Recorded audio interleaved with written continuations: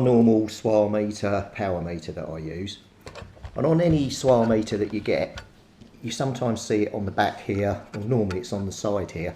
They normally come with a little stainless steel aerial that screws in, probably about yay high, sticks up the side. And like everyone else, I can't find my little aerial. And if I could screw that in, I could use this as a field strength meter. Hence, why I thought I'd get this thing working. Now, field strength, particularly for walkie-talkies, is a measure of the RF output, and it's difficult to connect test equipment to a walkie-talkie. So it's easier just to key up and you measure on here the field strength and then tune your pots to get you the maximum output. Simples. So that's why I want to get this field strength meter going. And that's what field strength is. Hope that all helps you. Let's go along on the journey. As you will have seen from the intro, what I've got sitting in front of me, and you can see it's quite a beast. It's a Lafayette, I don't know how you pronounce it, TM-16A field strength meter. It's got a 0 on it for the needle, an on-off button for gain, I don't know how that works, tune, a little flick switch here which selects some of the bands, and then you've got band A, B and C. There's a sticker on the side that's saying non-working new battery £5, and a range. So it's got range A 2.6 to 8.2 megahertz, range B 6 megahertz to 20 megahertz, and range C 15.5 to 58 megahertz with the switch up. I'm assuming that's for range C, but I don't know. It's got an earth connection on the back and also an external antenna switch. So I think the first thing I'm going to do, as I normally do, is give this a bit of a clean up first of all, then we'll strip it down and have a look inside.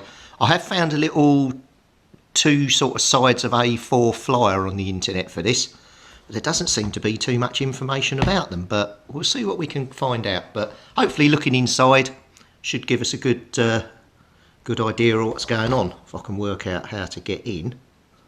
I'm assuming this back cover comes off, so we'll try the screws just round the top and hopefully it'll just slide out. So I've cleaned it up. Let's see if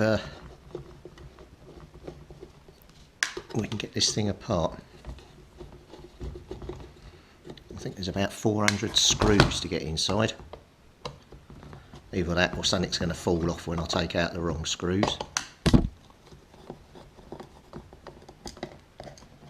But not having any instructions on this, I don't know how the thing comes apart. And I've never ever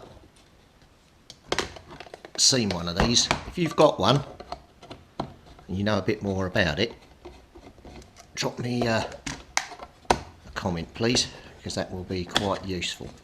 I should think it would be more from American viewers, because I think this is probably quite an old piece of kit.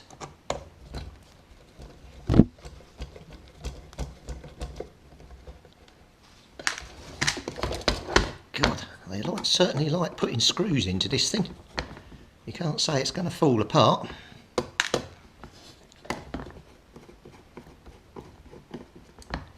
Right, there's all the screws. Right, does it come apart? And yes, it does. Okay. So why is the front not coming off?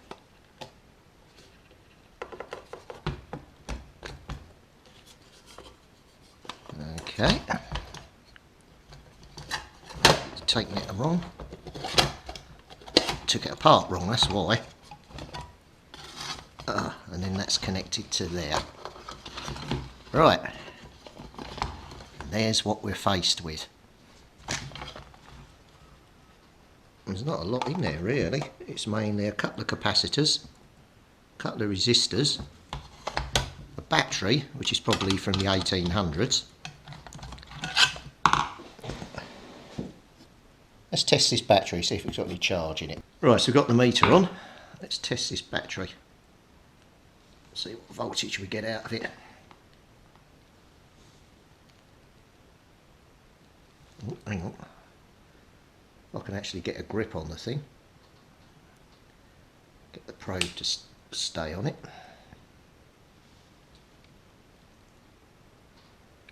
1.5, so it's not brilliant. That's quite surprising. God knows how long that's been in there. 1.65, so yeah, it's definitely flat. So let's try a brand new battery in it, just see whether it works. But I don't know how you're going to know it works, but we'll just see. So the battery goes in that way, and then this obviously goes back together again. Good grief. Like so. Right, does it make any movement when it... Nothing. Nothing.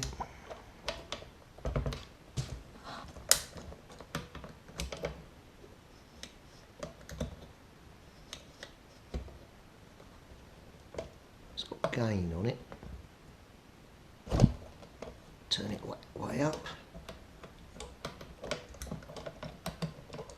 You can see no obvious signs of life, so we'll assume potentially that's not working, but I don't know whether you need a CB lit. Let me go and get one and we'll key up near it and see if it... Right, radio's on. Let's see if we key if we get anything. Nothing.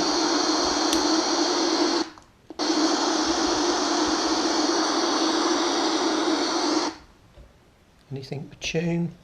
No.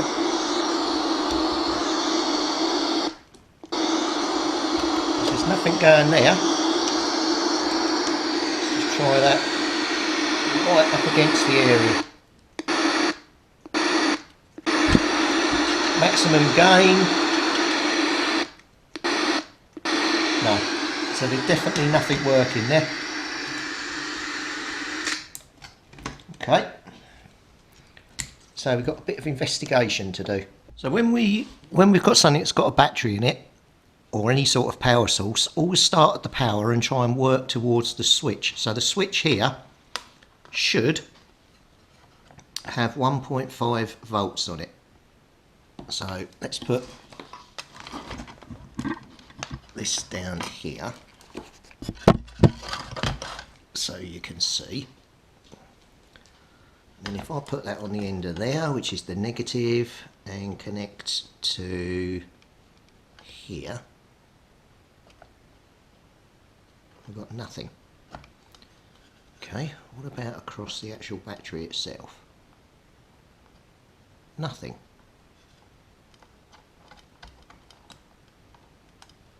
There I've got one, so the actual battery holder is not producing any power for some reason. I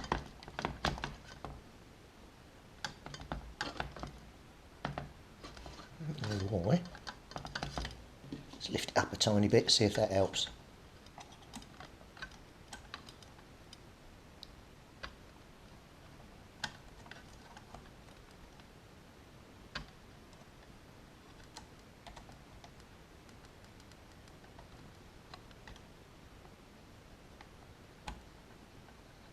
It looks to be this earth.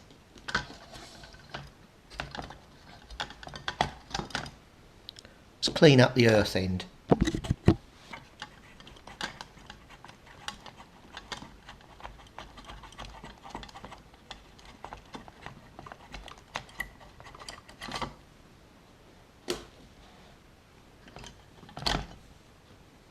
Right. Have we got anything there? Still nothing.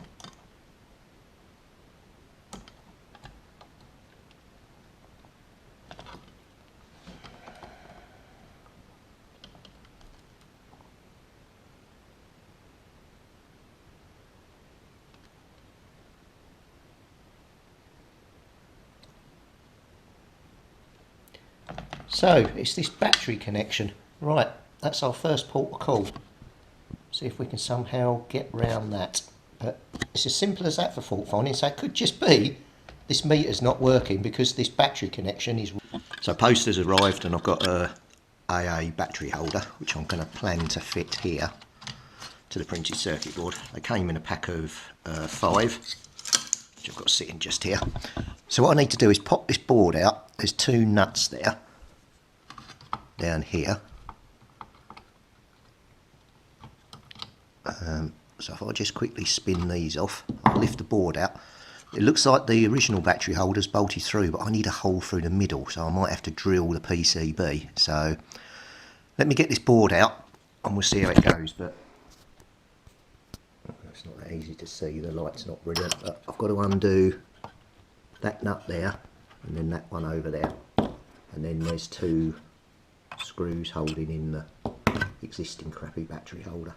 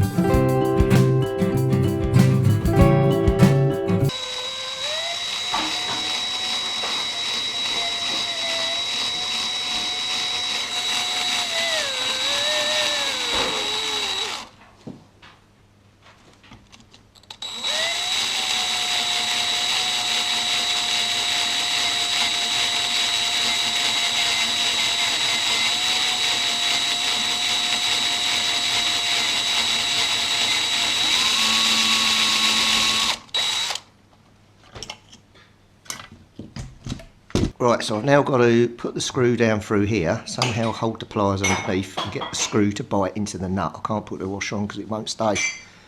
So give me 5-10 minutes because it's going to take a while to... Right, so I've soldered the track comes down to here, so it was easy access. So I've soldered the long red wire to there and the black one onto there. So if we put the battery in there now, that should, in theory, if it's going to work. So let's put the cover back on and try it. Right, so let's turn her on. Magic moment with the big letdown. Oh, the needle's moved to the left. Oh, look at that. We're working. We are working. Right, what I need to do now, the next thing is I need to get a BNC connection here for the telescopic aerial that goes on the top. So I'll order one with a BNC connection. Get that coming because, as mentioned in the titles, I need this for the Binatones. But I'm really pleased that's working. So let's get all the screws back in.